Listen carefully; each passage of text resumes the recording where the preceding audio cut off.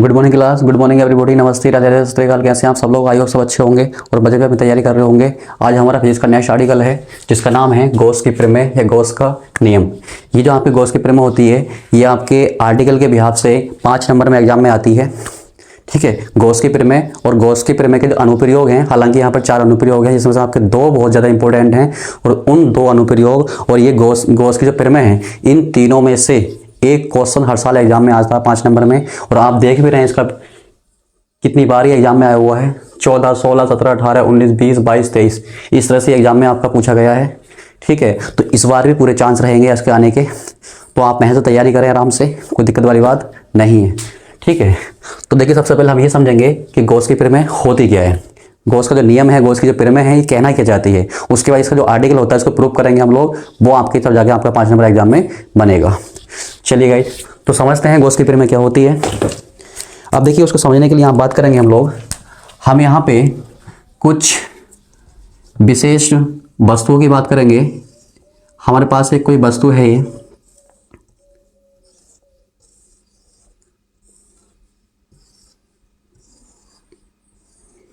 ये घनाकार कोई वस्तु है, घन है कोई।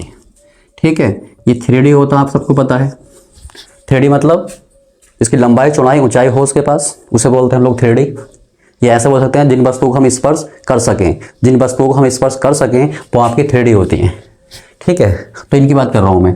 तो आपका घन हो गया, या फिर मान लीजिए घनाभ हो गया, या हो सकता है आपका कोई गोला है, गोलाकार कोई वस्तु है, जैसे आपकी फुटबॉल होती हैं, वॉलीबॉल होती हैं, इस तरह से कोई है। या फिर आपका कोई बेलन है, बेलन आप जानते हैं जो मेरे हाथ में मार्कर है, ये बेलनाकार है। ठीक है, तो आपका जो गोला है ये भी कैसा होता है, 3D है ये भी। और आपका जो वेलन है ये भी 3D है। आपका शंकु होता है वो भी 3D है। अर्धगोला 3D है। ठीक है, इस तरह की जो आकृतियां हैं हमारी क्या होती हैं, सब ये 3D होती हैं और इन्हें बोलते हैं हम लोग बंद पृष्ठ। यहाँ पे जो बंद पृष्ठ का मतलब है वो आपकी कैसी, किससे मतलब है कि आपके जो पृष्ठ है वो 3D है, 3D वाली आकृतियों की बात हो रही है। ठीक है, अब इनमें मान लीजिए इस वाली वस्तु के अंदर ये जो हमारा घन है, इस घन के अंदर की बात कर रहा हूँ मैं, थोड़ा समझना। डिब्बा, आपके पास कोई घनाकार डिब्बा है, घनाकार कोई डिब्बा है, 3D में समझना, कोई घनाकार डिब्बा है, उस डिब्बे के अंदर कोई आवेश रखा है, उस डिब्बे के अंदर कोई आवेश रखा है, तो उस आवेश को नाम दिया मैंने Q। यहाँ भी आवेश Q रखा है और यहाँ भी बेलन के अंदर क्या आवेश Q है। ठीक है, अब ये आवेश यहाँ पे रखा है, तो इस आवेश, और हमने आवेश कैसा लिया है, प्लस आवेश है, प्लस हो सकता है या माइनस वाला आवेश हो सकता है, कोई ऐसी प्रकृति का आवेश आपका हो सकता है। तो आवेश के बारे में आप जानते हैं, आवेश जो होता है उससे जो बल रेखाएं निकलती हैं, भाई प्लस वाले से बल रेखाएं बाहर तरफ जाती हैं और माइनस वाले की तरफ आती हैं, इस तरह से, है ना, ये हम जानते हैं। तो आपके क्या हो रहा होगा, जो आपके ये जो घन है, घन के जो पृष्ठ हैं, उन पृष्ठों से आपके क्या हो रही होगी, यहाँ पर वैद्युत बल रेखाएं गुजर रही होंगी। ठीक है ना, तो वैद्युत बल रेखाएं गुजरेंगी तो हम कहेंगे यहाँ से फ्लक्स गुजरेगा, वैद्युत फ्लक्स। ठीक है, अगर इसके पृष्ठों से वैद्युत बल रेखाएं गुजर रही तो हम कहेंगे इसके पृष्ठों से वैद्युत फ्लक्स गुजर रहा है।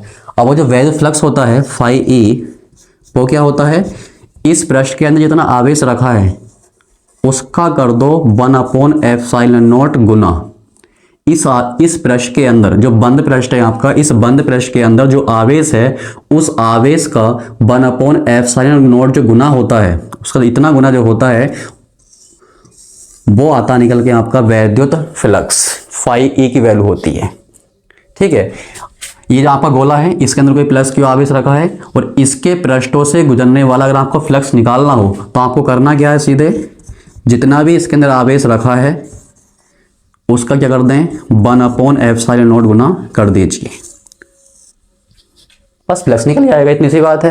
भाई आपके पास कोई वेलन है, इसके अंदर जो आवेश रखा है, ठीक है, इस आवेश का क्या कर दीजिए, 1/ε0 गुना, इतने से गुणा कर दीजिए, तो क्या निकल जाएगा, ये जो वेलन है इसके पृष्ठों से गुजरने वाला जो वैद्युत फ्लक्स है उसकी वैल्यू आ जाएगी। बस यही होती है गॉस की प्रमेय। और गॉस की प्रमेय जो होती है उसके लिए, जो आपके गॉस की प्रमेय के लिए मैटर नहीं करता है कि आपके जो पृष्ठ है वो किस आकृति का है, वो घन है, गोला है, बेलन है, घनाभ है, शंकु है, प्रिज्म है, किस आकृति का वो है उससे फर्क नहीं पड़ता है। बस आप यहाँ पे साफ साफ देख रहे हैं, आपको आवेश चाहिए, केवल आवेश, उसके अंदर कितना आवेश है, बस वो किस आकृति की वस्तु है, किस आकृति का पृष्ठ है, उस बात पर निर्भर नहीं करता है वैद्युत फ्लक्स। वो केवल निर्भर करता है कि उस पृष्ठ के अंदर कितना आवेश है, बस। ठीक है, बस। तो अब मैंने देखो इसके लैंग्वेज को यहाँ पर लिख के रखा है। इसमें कहा गया है गॉस के प्रमेय के अनुसार किसी बंद पृष्ठ का मतलब होता है 3D पृष्ठ, 3D होना चाहिए, से गुजरने वाला जो वैद्युत फ्लक्स होता है, वैद्युत फ्लक्स जिसको हम फाई ई से दिखाते हैं, उस पृष्ठ द्वारा घिरे हुए कुल आवेश Q का 1/f(sin0) गुना होता है।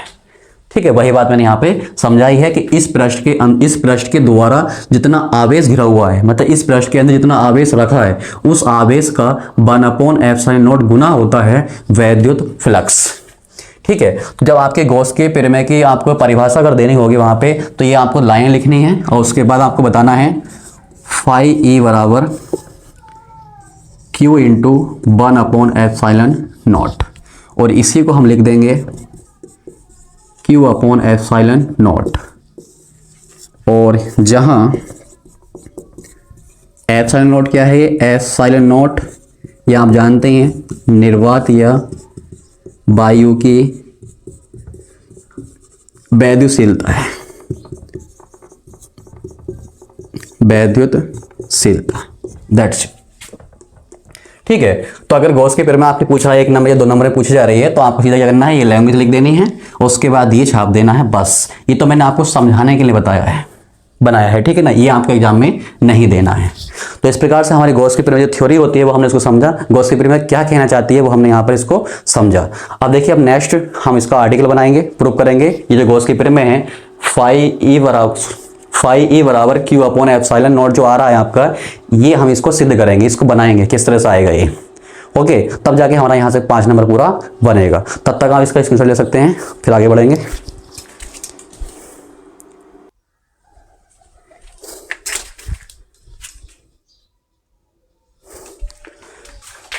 चलिए स्टूडेंट, अब देखिए हम इसका आर्टिकल बनाएंगे, और जब भी आप आर्टिकल की स्टार्टिंग करेंगे तब वहां पे लिखेंगे हेडिंग उपपत्ति।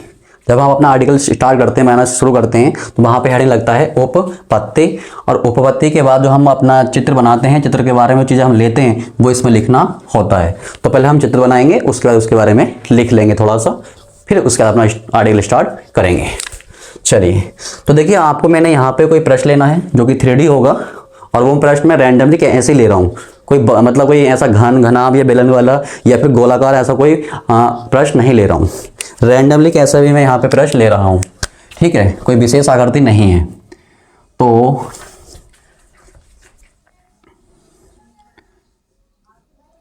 हमने ये कोई प्रश्न ले लिया, ये कोई प्रश्न है। ठीक है, इस प्रश्न पर एक बिंदु है, यहाँ पर ये मैंने इसको O नाम दे दिया, और इस बिंदु O पर एक आवेश रखा है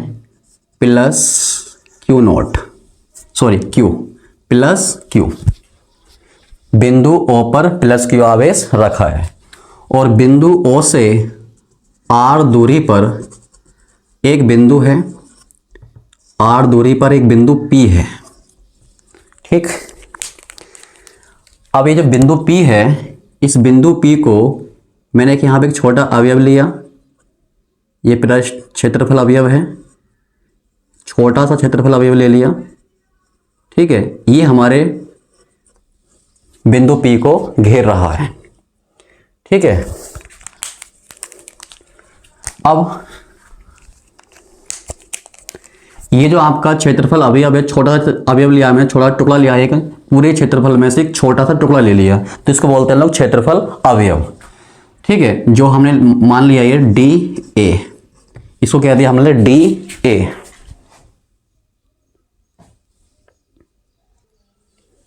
चलिए, अब देखिए, अब ये क्षेत्रफल अवयव है, तो इसकी दिशा भी होगी, जैसे हम बोलते हैं क्षेत्रफल वेक्टर बोलते हैं, क्षेत्रफल सदिश। ठीक है, तो क्षेत्रफल सदिश जो होता है वो पृष्ठ के हमेशा कैसे होता है, लंबवत होता है। जो क्षेत्रफल वेक्टर होता है वो पृष्ठ के हमेशा लंबवत होता है, तो इस प्रकार से हमने लंबवत ले लिया, ये DA वेक्टर। ठीक है, और जो बिंदु P है, बिंदु P पर +Q के कारण वैद्युत क्षेत्र की जो तीव्रता है वो हमने ली E वेक्टर। ठीक है। और वो हमेशा क्या होती है भाई, जिस बिंदु पे आवेश रखा है और जिस बिंदु पे निकालना है, उन दोनों बिंदुओं को मिलाने वाली रेखा है, उसी की दिशा में होती है हमारी ई। उसी की दिशा में क्या होता है, ई वेक्टर। ठीक है, ये हम जानते हैं, पहले से हम बता चुके हैं इन चीज़ों को। और इन दोनों के बीच में हमने कोण मान लिया थीटा। ठीक है, हमने इस प्रकार से लिया है कि इन दोनों के बीच में जो कोण है वो कितना है, थीटा है। अब ये क्षेत्रफल अवयव है आपका डी ए, ये जो अवयव है छोटा सा, हमने इसको क्या नाम दिया है, डी ए।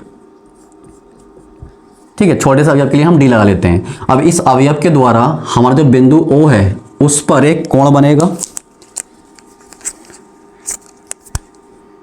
ये जो हमारा क्षेत्रफल अवयव है, ये यहां पर क्या कर रहा है, सॉरी,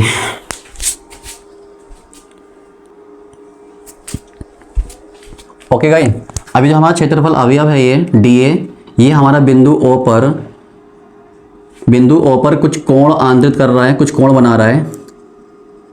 ये जो कोण है इसे बोलते हैं हम लोग घन कोण। इसको देंगे हम लोग डी ओमेगा। घन कोण को हम ओमेगा से दिखाते हैं। अब ये छोटे से अवयव की वजह से है, छोटा सा क्षेत्रफल अवयव है, तो इसे हम बोलेंगे डी ओमेगा। और थोड़ा इमेजिंग करना, 3D में करना इमेजिंग। भाई आपका ये पृष्ठ है पूरा इस तरह से, ये और इस तरह से 3D में इस तरह से आपका ये कोण बन रहा है। ठीक है, इस तरह से कहानी है, थोड़ा ये थोड़ा समझने का प्रयास करें आप इसको। अब देखिए स्टूडेंट, हमने इसको बारे में थोड़ा लिख लिया है, समय बचाने के लिए मैंने पहले लिख लिया है इसको। और यहाँ पर हमने बताया है, माना एक बिंदु आवेश प्लस क्यू एक बंद पृष्ठ ए के, ये जो हमारा पूरा पृष्ठ है, इस पूरे पृष्ठ को हमने कह दिया कैपिटल ए के भीतर बिंदु ओ पर स्थित है। ठीक है, एक प्लस क्यू आवेश जो कि बिंदु आवेश है, और वो इस पृष्ठ के भीतर बिंदु ओ पर स्थित है। माना कि बिंदु ओ से आर दूरी पर, ये दूरी हमारी आर है वाली, इस आर दूरी पर पृष्ठ के ऊपर एक बिंदु P है, जिसके चारों ओर एक लघु क्षेत्रफल अवयव DA है। लघु मतलब बहुत छोटा क्षेत्रफल अवयव है, जिसे हमने नाम दिया है DA। ठीक है, अब देखो इसके बाद मैंने लिखा है यहाँ पे, क्षेत्रफल अवयव DA से बाहर की ओर गुजरने वाला वैद्युत फ्लक्स। इतना हमें इतना लिख देना है इसके बारे में। उसके बाद यहाँ से हमारा ये स्टार्ट हो रहा है। तो हमारा जो क्षेत्रफल अवयव है DA, इससे जो फ्लक्स गुजरेगा उसका फॉर्मूला आपको पता है, डी फाई ई बराबर होता है E vector dot D A vector. ठीक है, डॉट मतलब यहाँ पे ये अदिश गुणनफल है, अदिश गुणनफल। और जिसको हम सिंप्लीफाई करते हैं तो कितना आता है हमारा, E D A cos theta. ठीक है, इसको हम समीकरण 1 कह देंगे। और थीटा क्या है यहाँ पर, जहाँ थीटा ई वेक्टर व डी ए वेक्टर के बीच का कोण है, बीच का कोण है। ओके स्टूडेंट, अब देखिए, अब हम क्या निकालेंगे यहाँ से, ई देख रहे हैं आप लोग, ई जो ई है वैध क्षेत्र तीव्रता है, वो हम यहाँ पे ज्ञात करेंगे कितनी आएगी। तो जो हमारा प्लस क्यू आवेश है, इस प्लस क्यू आवेश के कारण बिंदु P पर वैद्युत क्षेत्र की तीव्रता है, वो हमारी E है। तो इसकी वैल्यू क्या होती है हम जानते हैं। मैं लिखूंगा पहले यहाँ पे, प्लस क्यू आवेश के कारण बिंदु P पर वैद्युत क्षेत्र की तीव्रता, वैद्युत क्षेत्र की तीव्रता। यहां से बात कर लेते हैं,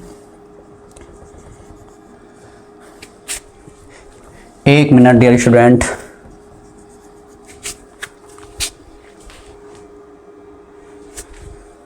ओके, मैं यहीं पे लिख देता हूँ, बार बार देखना पड़ता है कैमरे में, ये रह तो नहीं रहा है। चलिए यहाँ लिख देते हैं, कितना होता है हमारा ये, E बराबर 1/4 pi epsilon not Q upon R square. ठीक है, ये आप लोग जानते हैं, हम इसको एक बिंदु आवेश के कारण, ठीक है, किसी बिंदु पर जो वैद्युत क्षेत्र की तीव्रता होती है, हम ये फाइंड कर चुके हैं। ई बराबर 1/4 epsilon naught Q upon R square. अब ये जो वैल्यू हमें समीकरण 1 में रख देनी है, समीकरण 1 से। तो यहां पे कितना है, डी फाई ई बराबर ई की वैल्यू आ रही है 1/4 epsilon naught into Q upon R square. उसके बाद है D A cos theta, D A cos theta. अब देखिए यहां से मैं इसको इस प्रकार लिख सकता हूँ, डी फाई ई बराबर Q upon 4 epsilon naught into D A cos theta upon R square. इसको मैंने कह दिया समीकरण नंबर 2। अब देखिए यहाँ पे जो वैल्यू बन रही है ना, D A cos theta upon R square, ये आपको रटनी है। ये हमारा क्या है, घन कोण है।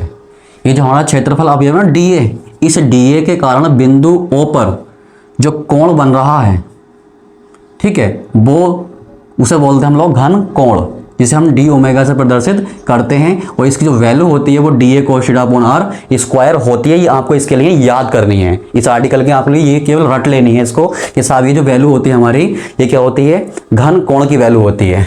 ठीक है, हम यहाँ पे बताएंगे ये जो D A cos theta upon R square है, ये क्या है, क्षेत्रफल अवयव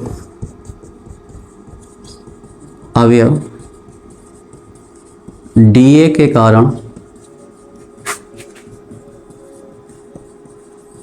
बिंदु ओ पर अंतरित घन कोण है। ओके स्टूडेंट, और इसे हम दिखाते हैं किससे, डी ओमेगा से। बस अब बात करेंगे हम लोग समीकरण 2 से। बस आपको क्या करना है, ये आपको याद कर लेना है समीकरण 2 से। तो डी फाई ई बराबर Q upon 4 epsilon naught into D omega. ये हमारा नया समीकरण हो गया, समीकरण नंबर 3। ओके स्टूडेंट, हम इसको समीकरण यहाँ नहीं बोल रहे, चलो ठीक है, हम समीकरण नहीं कह रहे हैं इसको, आगे बढ़ते हैं पहले। अब देखिए ये जो हमारा फ्लक्स निकल के आया, वैसे फ्लक्स ये किसके कारण है, लघु क्षेत्रफल अवयव डी ए के कारण। ये जो हमारा क्षेत्रफल अवयव डी ए, इसके कारण फ्लक्स निकला है, मतलब इससे कितना फ्लक्स गुजर रहा है, इस क्षेत्रफल अवयव से कितना फ्लक्स गुजर रहा है उसकी वैल्यू आई है। जबकि हमें क्या करना है, यहाँ पे पूरे पृष्ठ के लिए निकालना है, जो पूरा पृष्ठ है ये, इस पूरे पृष्ठ से कितना फ्लक्स गुजर रहा है वो निकालना है। तो हम बात करेंगे यहाँ पे,